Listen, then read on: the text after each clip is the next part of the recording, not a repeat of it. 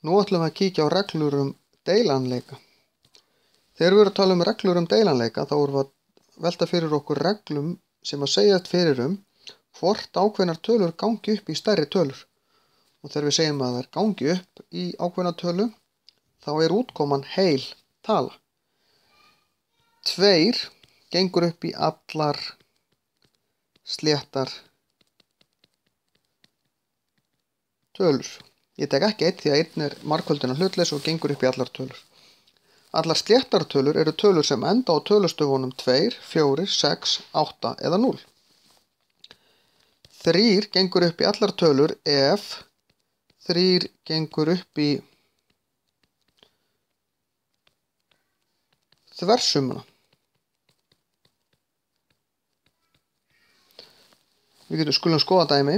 Ef að við erum með töluna 12.354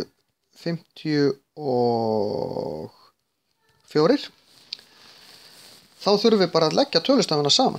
1 + 2 + 3 eru 6 + 5 eru 11 + 4 eru 15. Þversuman 15. 3 gengur upp í 15 5 sinnum og þá gengur 3 upp í stóru töluna. Hver útkoman svo bara ákveðið reiknistæmi.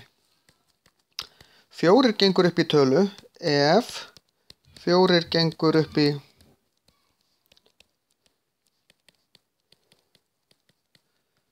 síðustu 2 tölustafana. Þetta eru tölur eins og, við skulum til dæmis skoða töluna 13.612. 4 gengur upp í 12, ég þarf bara að skoða síðustu 2, 3 sinnum og þá gengur 4 upp í stóru töluna.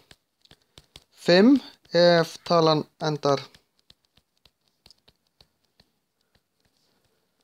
á 5 eða 0 og 10 ef hún endar á 0. Mikið flóknara það nú ekki.